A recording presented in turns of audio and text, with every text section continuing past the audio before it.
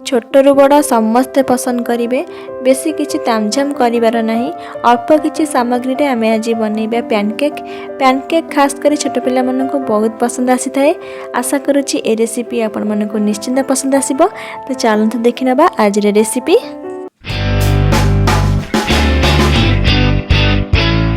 तो मुझे 6टी छोट साइज रा कदली नहीं। रेसिपी मेजरमेंट हिसाब से जदि मीडियम साइज रा कदली नहीं ताहले 3टी नेबे, आउ जदि बड़ साइज रा कदली नहीं ताहले 1.5टी नेबे। 1.5टी माने गोटे कदली आउ गोटे कदली रा अधा। एबे कदली रा चोपा छड़ाई छोट छोट काटी गोटे ग्राइंडर रे दे दबा। तापरे ए स्टील चामच रे 5 बड़ चामच चीनी देबा। सांग माने कदली मीठा होता है, तो चीनी रो क्वांटिटी आपण आपनक हिसाब रे कम बेसी करि परिबे। एबे सेतिरे गोटे कप खीर देबा। आउ जदि दरकार हुए पछरे यूज करिबा। तो एबे याकू चिकन की ग्राइंडिंग करि देबा। देखंतु टिके खदड़ा अंश रहिबनी, पूरा चिकन की ग्राइंडिंग हेची। तापरे गोटे बड़ पात्र रे दे देबा। एबे गोटे छाणी रे गोटे कप अटा आउ गोटे कप मैदा दे चले नेबा।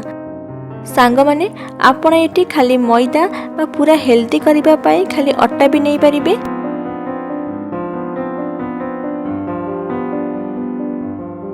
एबे एथिरे आवश्यक अनुसार खीर दे गोळै नबा। सांग माने गोटे important tips, eighty baking powder नहीं तो बेकिंग सोडा निश्चिंत पकेबे। तो मैं एटी भूली जाइथिली पकेया पाई। तो एबे एथिरे हाफ छोट चामच बेकिंग पाउडर पकई दोची। पुणी खीर दे गोळै नबा। जेमिति आमे अटा चकुली पाई बैटर बनाती सेमिति बैटरटे रेडी करिबा, ना बेसी पानिया ना बेसी गाढ़ा।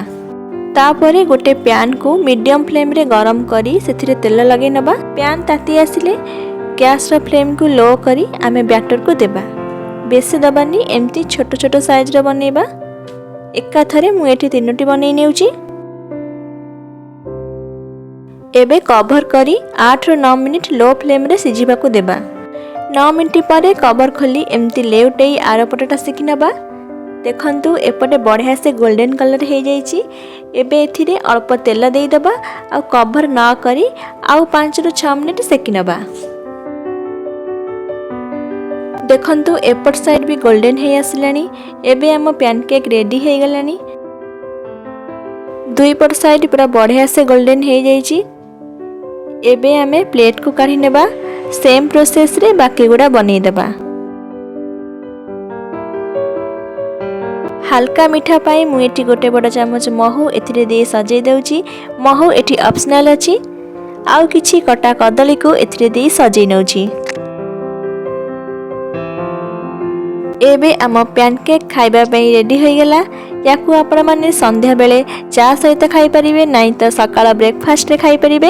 एमती खाली खाई परिबे, नहीं तो आलूदम कि बाकी तरकारी रे मध्य खाई परिबे। ए बहुत टेस्टी लगी थाए। वीडियो पसंद आसिले वीडियो को लाइक करने को भूलिबेनी। तो पुणी आसीबी आ गोटे रेसिपी नहीं। रहुची, धन्यवाद।